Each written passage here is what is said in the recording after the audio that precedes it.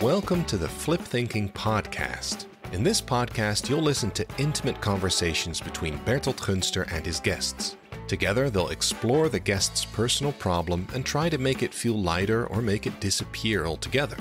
This can be achieved in different ways.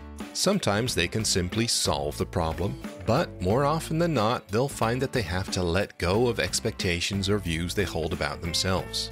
At other times, they can only observe the fact that there is a problem without judging it. And in some cases, they can flip think the problem.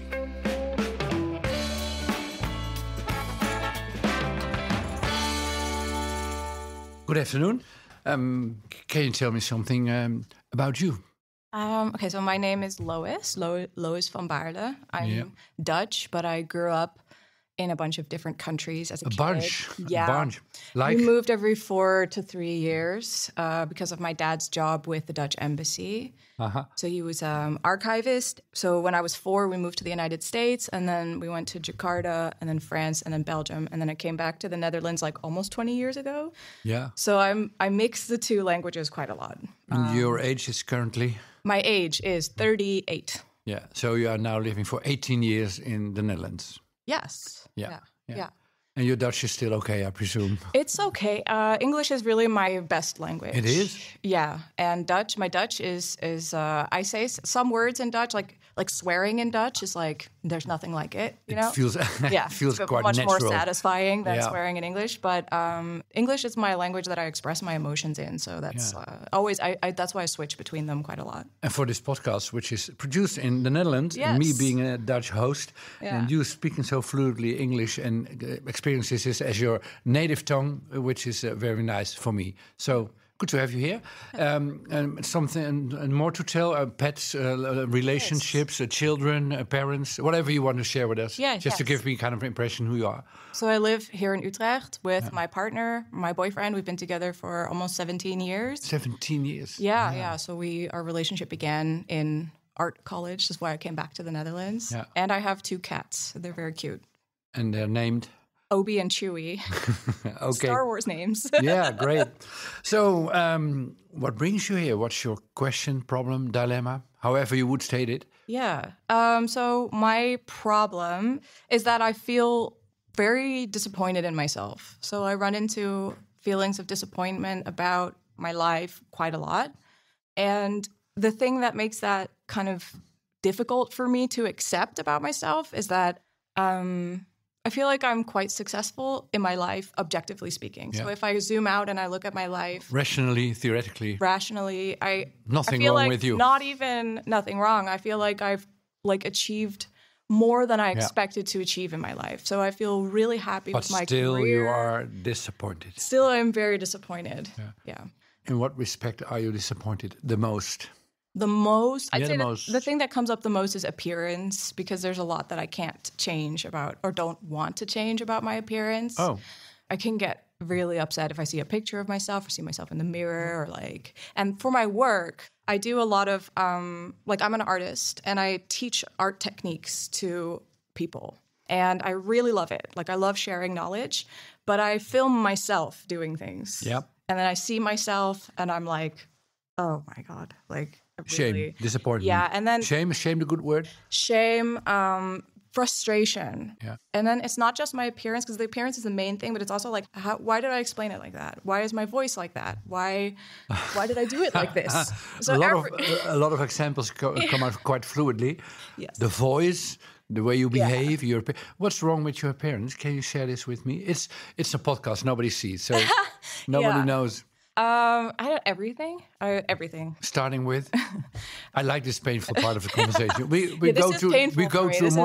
go to a more lightful mood in a few moments, but just share with me some painful thoughts you have about your appearance. Well, the thing that bothers me the most about my appeance is just the shape of it, the shape, my shape of my body, shape of my hair. A what? Like a potato. Potato. Oh, well, that's quite complimentous still. I guess. I like to use potato because potatoes are neutral, and people like potatoes, but they're also blobby and have bumps on them. Yeah. So Don't fool yourself; they are blobby. They are blobby. they're blobby. Yeah. So you feel you are like a potato, and do you also move and talk like a potato, or do you have different descriptions for moving and talking? I feel like I don't get to the point very well, and that I use too many. So this is an editing thing. So maybe that's something you run into with your podcast sometimes as well, that you have to edit out some. No, we don't edit anything out with you, because the more shame, the better.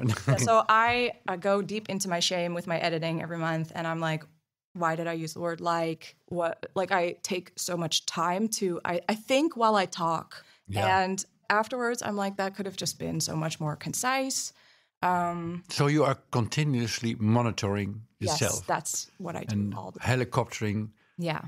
Also with social interactions. Usually, like, during an interaction, I can get into the flow of it. And then afterwards, I'll be like, why didn't I ask this? Why didn't I say that? Why did I talk about myself so much? Why, kind of constant criticism and disappointment.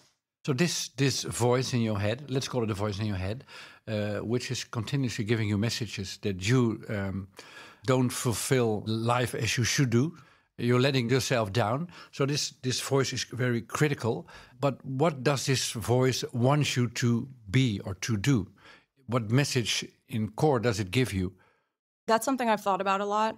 I think that this is a motivational voice for me, or has been for much of my life. So, I'm doing this kind of therapy. Maybe you've heard of, like, schema therapy. Yes, I know the word. Schema therapy. And then there's schema therapy? Yeah, and they talk about the mode of the strict parent. And that's that mode, I believe, that's very active in my mind. And it's always telling me, like, get it together, do better, do more. And it's a very disappointed voice. But I've always, I've harvested that energy to work hard. And is it about just, to keep it simple, is it about being perfect? Yeah, I think get it is the best out of yourself. Yeah. And make no mistakes at all. Yeah. Be a perfect girl, human being, whatever. Yes, and that perfection is a process. Like, it takes time to get there, so we always need to keep an eye on what could use improvement. Yeah, but the voice doesn't allow you to take time and to make mistakes. I think the voice wants you to be perfect now, all the time. Yes, correct. Yeah. So let's go back to your youth, regarding your parents or your peers, or maybe your own thoughts you had about yourself. How was it with perfection in your youth, your childhood?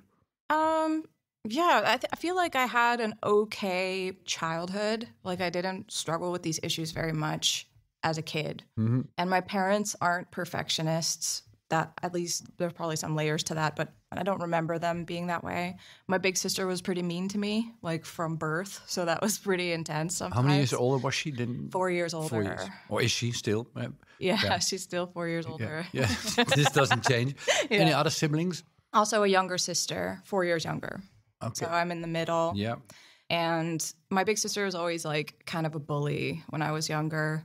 And she said a lot of stuff about my appearance when I was growing up. So she always...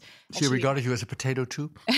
Yeah, no, more like words like fat cow. And, yeah, those kind of things. I'm laughing, but there's pain in my laughter, I'm glad right? you're laughing. Like, I really fat appreciate that. Yeah, because when I think back on it, what a wonderful sister it's so you had. absurd. No, but I get along with her really well now. So it's not that I'm still...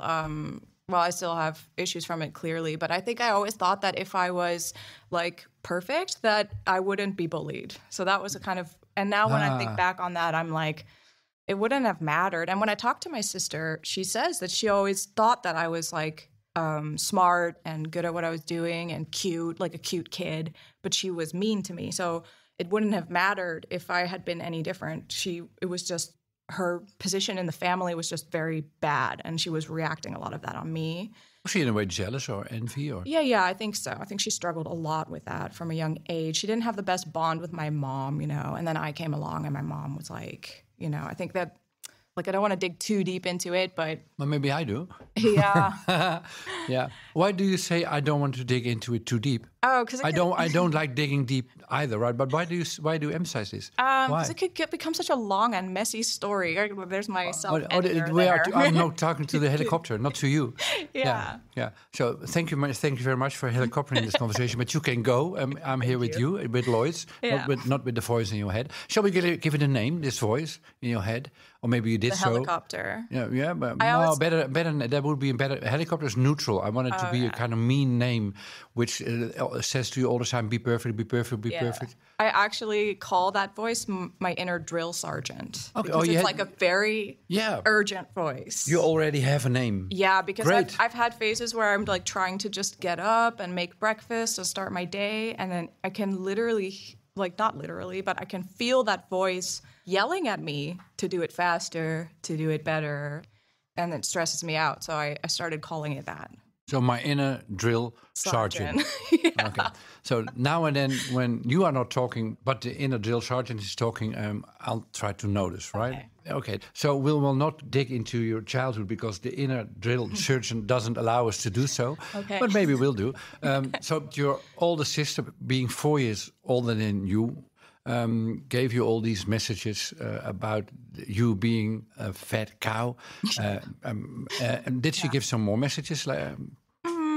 Yeah, this is painful enough, but maybe there's some more. Well, she was just mean, you know, like she would, and I feel bad saying this because I really have a good connection with her now. And I know so much more about what she was feeling at that time. Yeah. So when I explain it from my perspective as a kid, it's very like as if she was just like needlessly cruel. But there's which she wasn't. She had issues too. She had her own struggles and also was bullied by her peers. So. But she said she would just be mean. She would just always, like, if you, like, tripped, if you made a mistake, she would laugh at you, like, hard. And, she made a lot of comments about appearance. And she had a way of bringing it up at a moment where my guard was down. So if I was, like, relaxed, then it would be like, then you would get hit with a mean comment or... And at what age did this start in your life? My mom says that it started from the moment I was born, like that she turned everything into a competition. Like she would compete with me, who could get there faster, who can eat this plate quicker, that kind of stuff. And how did your parents react on this pattern? My mom was very protective. She always, stood up for you? Yeah, she always had the attitude of And you felt protected by her also? Yeah, although I think when I tell my mom now how intense it was, she's kind of shocked. Like, she knew that it was happening, but I think that she underestimated the impact. Do you underestimate the impact? I have for a long time, yeah. I have apparently the tendency to come across a bit stronger than I am. And what I learned from the situation with my sister was I need to just have my guard up. And the last thing you could do in that situation was cry or be sad, because then you lost. I don't know how or why that rule was established, but I just felt it. Like, you can't show how much pain it causes. You're not even allowed to feel the pain. You're just supposed to go straight. You need to have a really good comeback ready. So I bullied her back, obviously. I said mean stuff back to her. And I was just always ready. So you needed the drill sergeant to be there to protect you? Possibly. Possibly, or is it I think it was less a drill sergeant at that time when I was a kid and much more like I just need to be detached and... Detached of your feelings, you mean? Or yeah, just come across, like have a lot of sarcasm, take everything with a grain of salt, like come across like tough. Mm-hmm. And then when I was a teenager, to continue in my long life story... You're not that old. No. As a teenager, my parents divorced when I was 17. And leading up to that, there was a lot of conflict for many years. Mm-hmm. And in that time, you know, when I was a teenager, everything was just so hard. I remember just thinking like there's just so much going on and just a lot. But at what age did the difficulties between your parents start? I'd say when I was about 13. 13, yeah. Which is still quite young. Yeah, true. And in that time, I kind of learned, like, if I study really hard, then I get a lot of approval from my teachers, because I went to international school, and there it was, like, strive for excellence kind of attitude, you know, like straight to the Ivy League college. I kind of learned if I study really, because I was never that great a student, but if I worked super hard, I could be an A student, and I would get on the honor roll. And in my last 2 years of high school, I was, like, a fanatic student, like sometimes all night. Which have brought you a lot, I presume. I guess, yeah. I did it or did it not? I look back on it as very disproportionate because I knew I was going to go to a Dutch school. No Dutch school ever asks for your grades. Yeah. They just want to know, do you have the diploma? And I wanted the highest possible grades in history, biology, things that I didn't do anything with later. And I knew I wasn't going to do anything with. But it gave you a lot of satisfaction at the time, didn't it? And it kind of numbed my emotions a bit as well. It was a good distraction for me. But could you say that between the 13th age and, I don't know, until when, you went to a lonely period in a way? Yeah, definitely. Very lonely, yeah. No connection with your older sister? Not a warm well, my connection? sister went to college at some point, so she was out of the house when I was 14. Yeah, also very young, right? Yeah, but that was like a lot calmer at home after that for me. But then my parents started fighting. Yeah, I was at the brink of saying the same thing. And how was your relationship with your younger sister? I was always a lot closer with my younger sister. My younger sister is very, as the youngest of the family, she's very protected by my mom. And her and my mom were, very close. Yeah. So sometimes I felt that she was overprotected sometimes, and it annoyed me. We would be playing a game and she would be low-key cheating, and it was quartet, and then she wouldn't say that she had one of the cards, and I'd be like, I know you have that card. Yeah. That kind of stuff. So I always thought it was unfair, but my little sister never asked for that. So it was just a dynamic that happened around her that bothered me. So me and her managed to connect more. Yeah. But I do feel like in the family dynamic, because that's something that I put in my thing to you, that something that I struggle with is that I really strive for success in many ways in my life, but I always feel like I overshadow people once I achieve it. And growing up with my little sister, I sometimes felt like I was sometimes overshadowing her in things. Oh no, this is very problematic. So you have to be perfect, but when we are perfect, it's not good either. It's never good in your life. No, because my little sister was such a good artist as a kid. She's a really good artist. She kind of stopped drawing though at some point because I was the family artist, and that's something that I always thought maybe I drew too much attention to myself and took that away from her. I don't know. So could you say that you, in a way, were in the family structure, the forgotten child? Or are these words too strong? No, I wouldn't say forgotten at all. I feel like in my family structure, was the link between everybody. So when my big sister left the house to go to college so we were living in Paris at the time, and she went to college in Utrecht. And when she visited, we would get along. So I started getting along with her. I got along with my little sister. I could talk to my dad and get along with him when he was in a good mood. I got along really well with my mom, but they were always fighting with each other all the time. And I'm still I feel like the connector. The connector, yeah, very much. And I feel very much like when I'm with my family, I feel a very strong pressure to be the person that they want or need me to be. So it's holding the family together in a way. Yeah, even though I feel awkward saying that, because obviously if my family heard that, they would be like, "What? No, hello, that's not your role." But you feel felt that as your responsibility, right? Yeah, right, very much so. Okay, so the drill sergeant tells you to be perfect, and the conclusion you draw out of this is that you are not all the time. Yeah.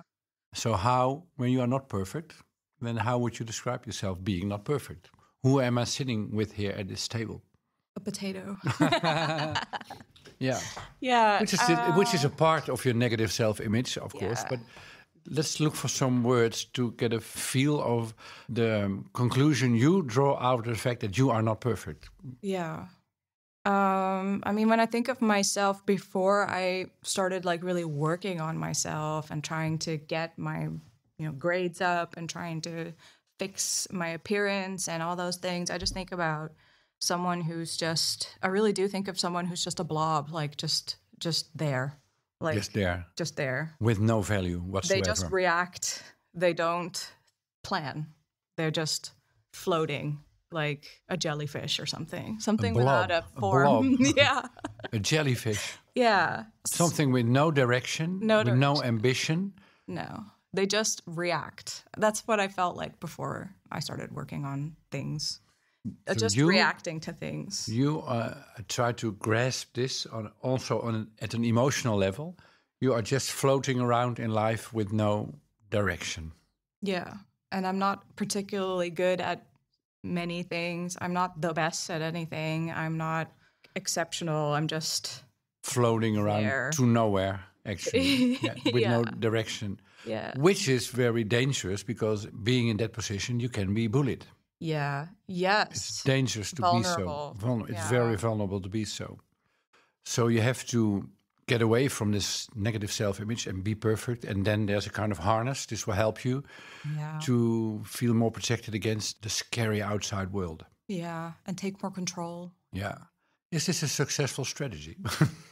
No. No, of course not. That's why I'm here. Obviously. Yeah, that's why you're here. So the best word is, what is you mentioned some words. So what is in the best ways describe your emotional self-image?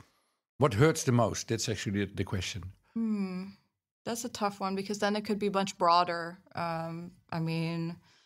Things like, words like loser, those are kind of words that we would throw around in the family, when we were mad. Or things like, what my sister called me was not very nice either. That doesn't really hit it. I have trouble getting there. Mm-hmm. Yeah. Take your time. Is the drill sergeant here at the moment? Yeah, a little bit, because I'm like, I have to get the right word, because I know how much having that term for yourself. So let him enter the conversation. Okay. Let him be here, because he's always a parent, right? So that's not a problem for you. Yeah. So what does he tell you when you can't find the right word? What does he tell you what kind of person you are? Maybe he can give us the right word, right? Yeah. When I think of... No, I would say loser. Loser, yeah. If I may help you, if I'm allowed to help you.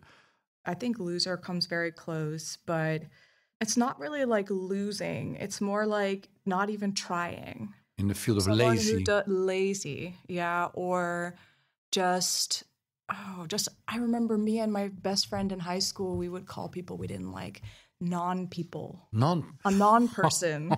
We were like, that's a total non-person. Yeah, well, I think you can't get any deeper than this, can you? Because then you don't even have bad qualities or bad traits. You're a non-person. That's so you are awful of us. I can't believe we did that.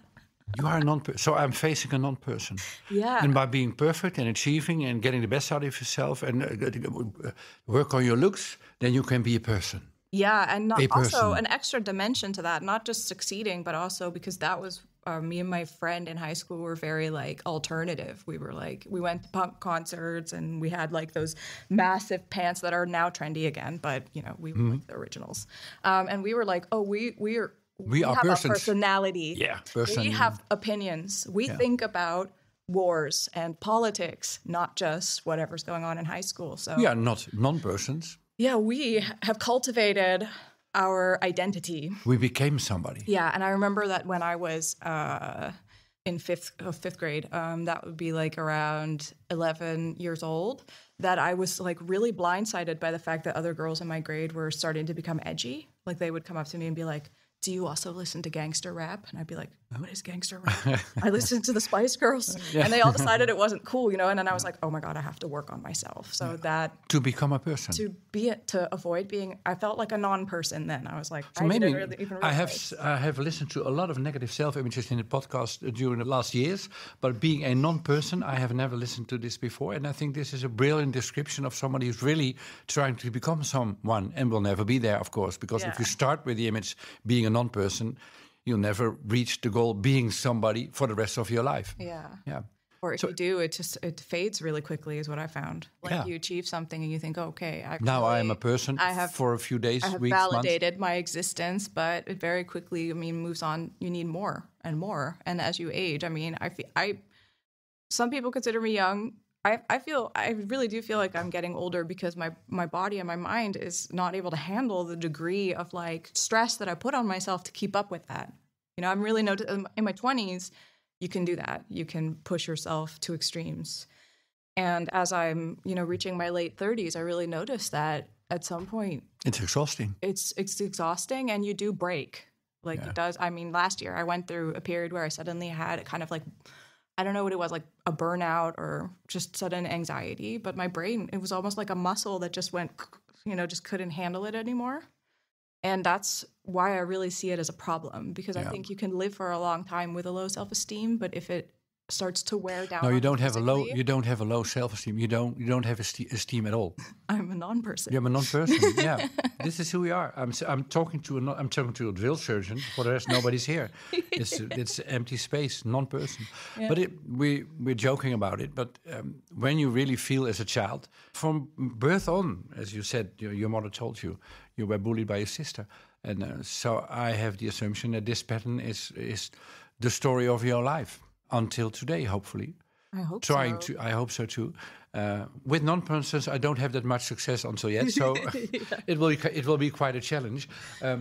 But imagine, just as a kind of litmus test to check it out, imagine there would be a kind of supreme being, and which enters your room and tells you, we have looked at you from above, and you did so much, utterly your best. We have decided you are a person. You do exist. You have a name. You have a destiny. You are worth being here.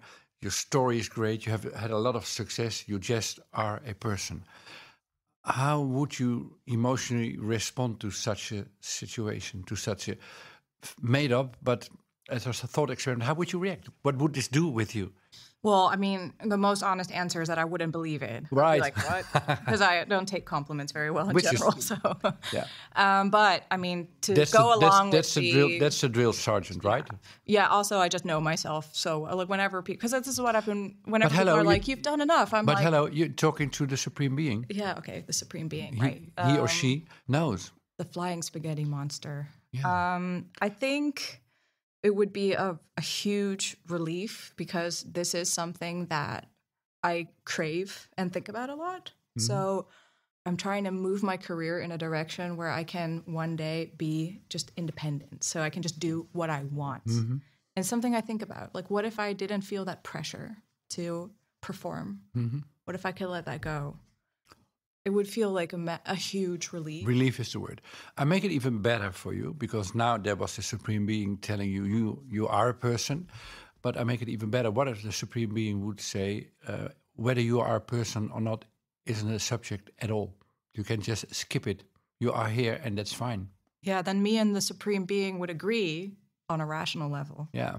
Because I believe that. I know that you've brought that up a lot in your podcasts, and that's been one of the messages that reached me the deepest. And I've actually told this to a lot of people, that I think this, but on a deeper level. It doesn't really click yet. Yeah, I feel like you can think it, but to live it is something else. But we are very close, because the word non-person really describes, I think, at the deepest level, your negative self-image, which you have so persistently trying to prove to be wrong by being successful, by work hard, by being mean to your sister, by harnessing yourself. You have done so much work to trying to be a person and really embracing the stupid idea that at the deepest level you think that you are a non-person. This is where the liberty lies, I guess. Yeah, I think so. Can you make jokes about being a non-person? Yeah, I think so. Yeah? Yeah. Try it for now. Give me an example. You mean that I would just bring it up casually? Yeah. Like if somebody says to you, if somebody makes comments about your figure, for example, your appearance, they say, well, you are right, because I'm a non-person. The fact that you actually see me is a miracle. Somehow the non-person thing doesn't link entirely to the body image thing, because I feel not like a non-person, but I feel like what I worry about with my appearance, and I know that this is completely irrational, and that's why I'm saying it, is that like I take up too much space and I make people extremely uncomfortable with how I look, so that I'm like too much of a person. So maybe like I would like to disappear, you know. But maybe it could slow down, because maybe there's a better word than non-person. Maybe. Because I want to include the negative feelings and ideas you have about your appearance too into this negative self-image. And non-person isn't a good word, because you don't see somebody, and you don't want to be seen either. Yeah. Sometimes you want to be seen when having success, but sometimes when being a failure, you don't, or with your appearance, you don't want to be seen. Yeah. So there must be something else than being a non-person. True. And something that I really do struggle with is the feeling that I'm making people uncomfortable with whatever who I am. Yeah. You know, like I'm there, and it's very like weird for other people to deal with. And so who Okay. Yeah. So, what would how would you like describe? My mental image of that? The first mental image that comes out. I'm very much a visual thinker, and I feel very embarrassed to say this. Okay. So say it I guess slowly. I should say it. It's podcast. It's only audio. Nobody will see you. Just say it. Let's have a moment. Okay. And here it comes. Do you know the term like the elephant in the room? Yeah. That's Yeah. The like, elephant in the room. The elephant in the room. Like, well, people are like, don't look at it. But that's great because the elephant in the room describes that you want to be seen and that you don't want to be seen at the same time. And I feel very you are always very large. Yeah, large, like a cow, fat cow. His sister said. Exactly. You are the elephant in the room. That's the more uncomfortable one, I think. Yeah. And there's an element of invisibility there, like an element of like, people don't want to look, but there's also an element of it's too much. It makes people uncomfortable. You are so stuck in all these forces because you want to be seen, and at the same time you want to hide yourself. I think you get crazy by this idea. I'm sitting here looking at the elephant in the room. Everybody knows she's there. Everybody thinks she's too big. And no matter if you sit silent, don't move at all, or if you are successful, either way, it's always wrong. Because elephants in the room just don't belong in the room. Yeah. Yeah, I think that's the one. That one's very painful. Can you tell me something about the pain? Gosh, it's so multi-layered for me. You know, I keep thinking about just the feeling of like, when I was younger, when somebody, you know, like the vibe could be okay and everyone could be like relaxed in our family, like we're all watching TV or something. And then you could suddenly get like a mean comment. And in my family, like we bottle everything up. And then when we do say something kind of snappy, it means that it's been bottling up. Then is it too much? And then you're just sitting there like in that kind of between period. Like, you know, the vibe is off. You're not ready to say anything yet. You don't know if it's time to act on it yet. And you just feel like you can't focus on what's on TV anymore. You can't eat.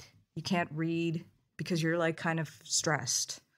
That's the feeling that comes up for me. Like, because you just feel like you're there, but you're not welcome. Yeah. But if you act on it, you're going to make it worse. So you need to keep it inside. Yeah. So it really touches on like this very uncomfortable kind of state that I think always wanted to avoid, you know? So I had the tendency to either bottle things up or go way extreme. Like when I was a teenager, I would just like scream at my parents and at my family. I would say the most mean things I could think of and like overact, you know, because that is a lot easier. And it takes the pressure. And it takes the pressure away. Yeah.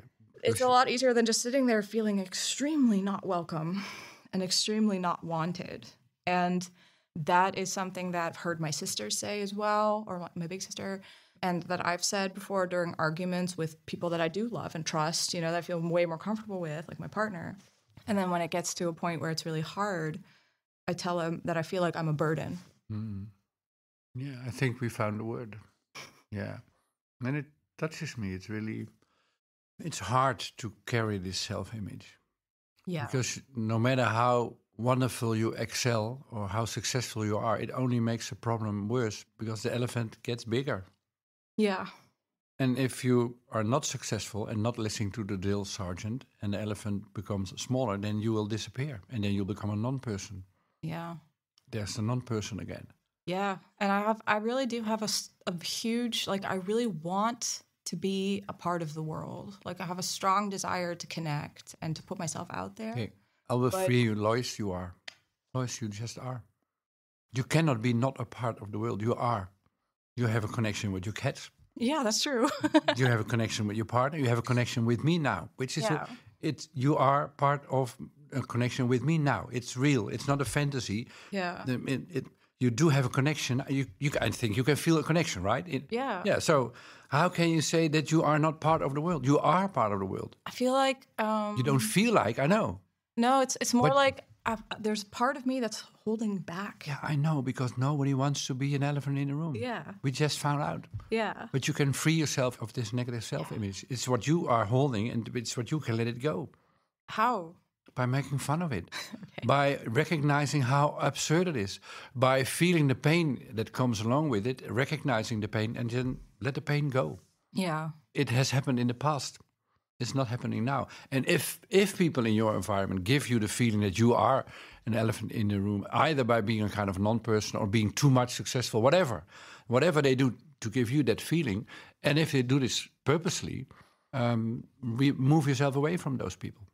And if they do this non-intentionally, just talk about it. Tell them what the effect of their behavior is on you. Maybe they are not aware of your sensitivities or vulnerabilities, but you can attach to whoever you want to, and as a child you couldn't. You had to stay in the room. Yeah. Yeah. If the room doesn't fit you, don't adjust your self-image, just leave the room. Yeah. And you do attach.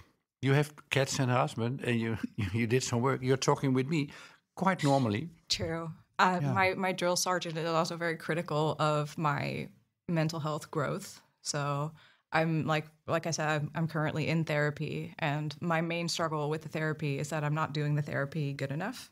Like that I'm not doing enough to... How would it be to just stop the therapy? Just stop it. No. Stop the therapy? Yeah.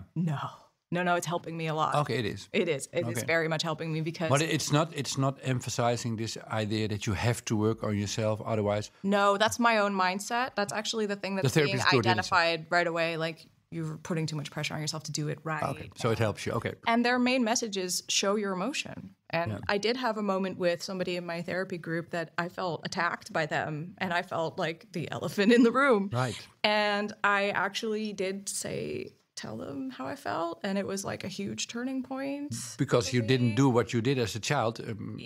Keep it inside and then react over emotionally by being too angry and mean. Yeah. You just shared your vulnerability, right? I just said like, well, this is how it feels for me, and then I kind of was able to separate my emotions from their emotions, and so it's very helpful. But I feel like many of my attempts to get to a better place mentally in the past have kind of like gotten stuck on the fact that I do them to have things more under control, do things better, improve myself. Yeah. And I'm now realizing like that's actually hurting me more than it's helping me.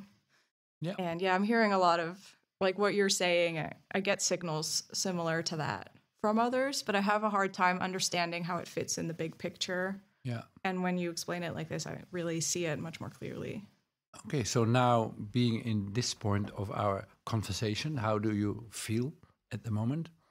I feel like I have a lot to think about. Yeah. And this is a positive remark or yes, a hesitative remark or? Yeah, I mean, I brought up some things that I didn't think I would bring up that I forgot about. Yeah. So I feel like I have to process those things again and be like, wait, that really did have a big impact. And I think I really need to sit with that image of the elephant in the room. And to be honest, you really look a little bit like an elephant in... I'm joking purposely. It's my style. As long as it hurts, we can make fun of it, right? Yeah. So it was great to have you here. And I'm very curious how this will evolve. And it was wonderful talking to you. Yeah. Thank you for having me. Yeah, and thank you very much for being here. Really capable of attaching to people. No doubt about that whatsoever. Thank you. Yeah.